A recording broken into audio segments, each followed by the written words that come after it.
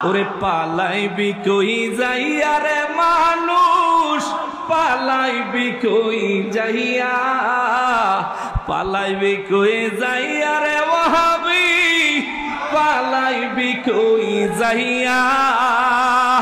আলাউদ্দিন জিহাদি যেদিন, ওরে বাহাদুর শামুজাদ্দি যেদিন ধরিব কষিয়র, ঠিক কিনা বলো।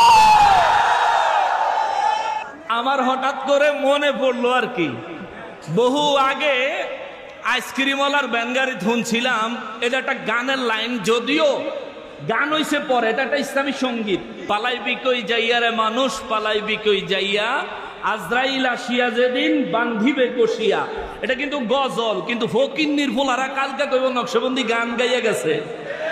তোর আব্বার মাথা নির্ভূত, তুই গানও চিনস না, শানও চিনস না, দুনিয়াত আইছত কীর্তি বলাৎকার করার জন্য নাকি, মাজার ভাঙার জন্য নাকি?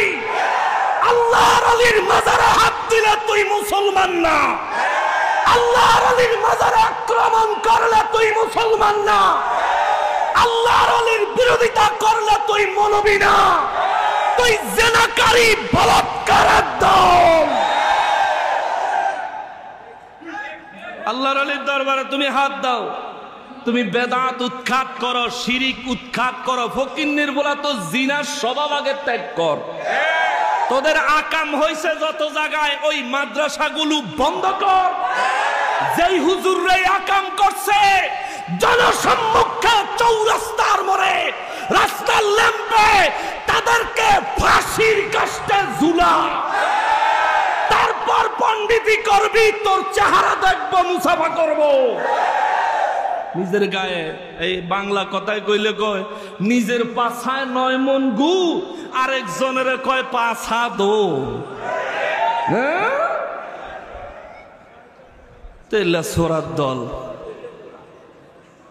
যে কথার থেকে এদিকে আসলাম, আমাদের ইতিহাস আবেদ শাহ মুজাদ্দেদের ইতিহাস, আমাদের ইতিহাস শাহজালাল বাবার ইতিহাস, আমাদের ইতিহাস শাহপরান বাবার ইতিহাস। এজন্য সব সময় বলেছি, আজও বলি, আমরা বৈধ মুসলমান, বাপ আছে, তোদের বাপ নাই। আমরা বৈধ মুসলমান, গার্ডিয়ান আছে, তোদের গার্ডিয়ান নাই।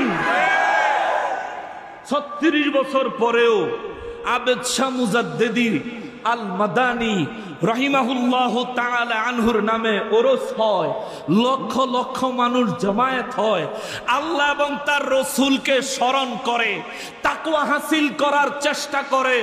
তোদের হুজুররা মরলে শিয়াল কুকুরের মতো খবর থাকে না। তুমি আইছো মাজার বাইঙ্গা নিজের ক্ষমতা জাহির করতে, ফকিন্নির পুত, তোর নসিবে কবরও হইতো না, জানাজা তো দূরে থাক, মরবি তো বিলাই কুত্তার মতো। তোমরার হুজুররার মরার ইতিহাস আমরা দেখেছি। তবে আজ এখানে আক্রমণাত্মক বক্তব্য দেওয়া উদ্দেশ্য ছিল না।